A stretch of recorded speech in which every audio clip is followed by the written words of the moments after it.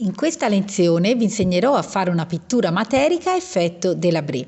Che cosa ci occorre? Ci occorre un supporto su cui effettuare questa decorazione, può essere un cofanetto come questo che io ho preso, che può essere decorato in esterno, però prima va trattato e quindi non si può dipingere direttamente sul legno. Io qui ho messo una base acrilica del colore che desidero, può essere un color panna, può essere un color verde, quello che volete. Va comunque trattata, diciamo, la superficie prima di iniziare a lavorare con qualsiasi tecnica, sia che io voglia fare anche un soggetto pittorico.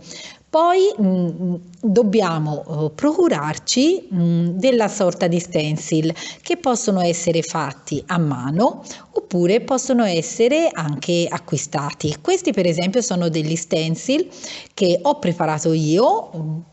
Andranno poi logicamente ritagliati. Ho fatto prima un disegno con un pennarellino nero di questi della Staedtler indelebili, e una volta fatto il disegno poi con delle forbicine dovremo ritagliarli per usarli come stencil, sia che facciamo una cosa a tampone sia che facciamo una pittura materica Delabré un po' consunta e usata come vi mostrerò oggi. Questo per esempio è un campione che mi sono preparata ritagliando, vedete, tutte le varie parti di una decorazione che avevo precedentemente pensato, e qui lavorando a tampone possiamo mettere sia del colore, possiamo mettere una pittura più materica, quello sta a voi la scelta del soggetto, insomma, che desiderate fare. Ci occorrerà poi della pasta, per esempio della pasta per interni come questa, uno stucco che noi possiamo stendere facilmente con una spatolina. Logicamente lo stucco deve essere di una consistenza, insomma, che si può stendere bene, o se è troppo asciutto, troppo secco non va bene, neppure se è troppo morbido, perché rischia, diciamo, di fuoriuscire dai contorni che abbiamo ritagliato. Si stende con una spatola, potete scegliere voi il tipo di spatola, logicamente spianando lo stucco oppure lavorando in maniera diversa a seconda che vogliate creare degli effetti diversi.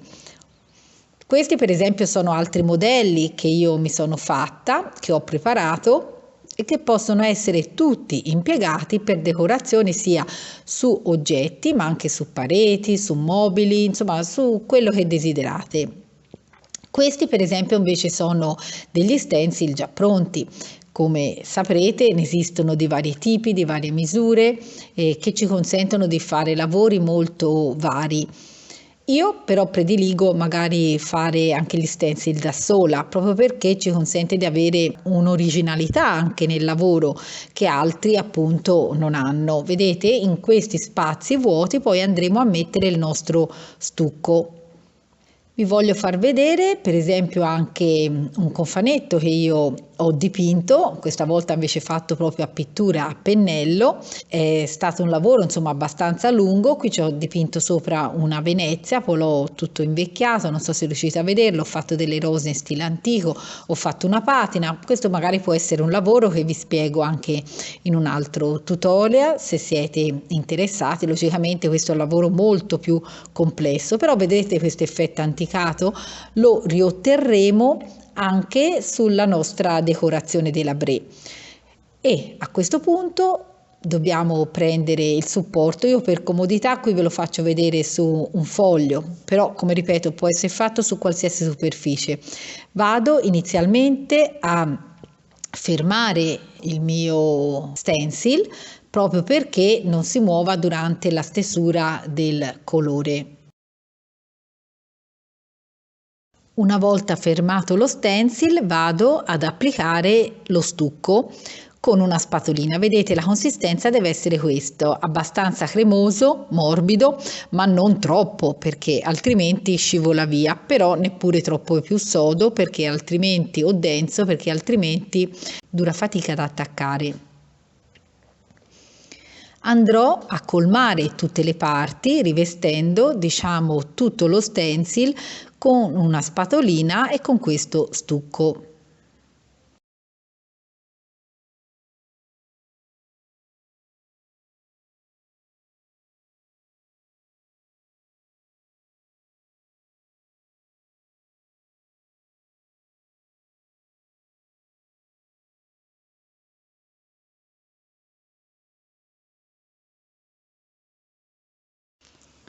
Una volta terminato di aver applicato lo stucco, dobbiamo attendere però che asciughi. Non vi consiglio di usare un phon perché forzerebbe troppo l'asciugatura e si potrebbero creare delle crepe. E quindi lo lasciamo asciugare a temperatura ambiente e può impiegare effettivamente anche del tempo, anche mezz'ora o anche di più, dipende dalle condizioni climatiche di quel momento. Rimuovo comunque lo scotch, il nastro di carta che avevo messo per bloccarlo, e rimuovo subito anche il mio stencil che vado a sciacquare, a lavare, perché può essere utilizzato per altri lavori. Una volta che il lavoro è asciutto, io posso iniziare a colorarlo. Qui sta effettivamente alla vostra fantasia, perché potete fare veramente tante varianti. Io comincio sempre con un colore scuro steso con pennello che va a colmare, vedete, alcune parti, lasciando più in evidenza, diciamo, il disegno. Più lo date asciutto e più viene in evidenza il disegno. Certo, neppure troppo asciutto, perché altrimenti non vi copre tutte le parti.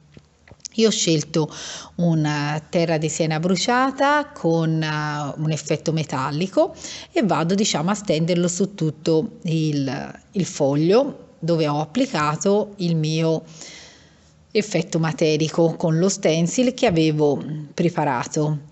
Poi sta a voi scegliere appunto il tono, scegliere quanto fare più o meno scuro di tonalità, quanto appunto riuscire a penetrare dentro tutte le fessure. Più create un contrasto tra lo scuro e il chiaro sopra, o viceversa lo scuro sopra e il chiaro sotto, e più vi viene l'effetto delabré. Più passaggi fate e sicuramente migliore viene il risultato finale. Dopo aver steso appunto questo, vado ad applicare anche l'oro. L'oro, vedete, logicamente deve essere sempre tutta la base sotto completamente asciutta, altrimenti il colore mi si impasta. Vedete, vado ad applicare l'oro e a questo punto anche l'oro penetrerà in alcuni punti e in altri no. L'oro può essere steso, diciamo, usando la porporina oppure usando un colore acrilico, e qui ora vado per contrasto a mettere un colore che è completamente diverso, un blu. E poi ora vado addirittura con un marrone scuro. Vedete come emerge sempre più il disegno, perché emerge il contrasto col colore più chiaro sotto e il colore più scuro che invece vado a inserire. Logicamente più passaggi fate, come vi dicevo, e migliore viene il risultato. Vedete?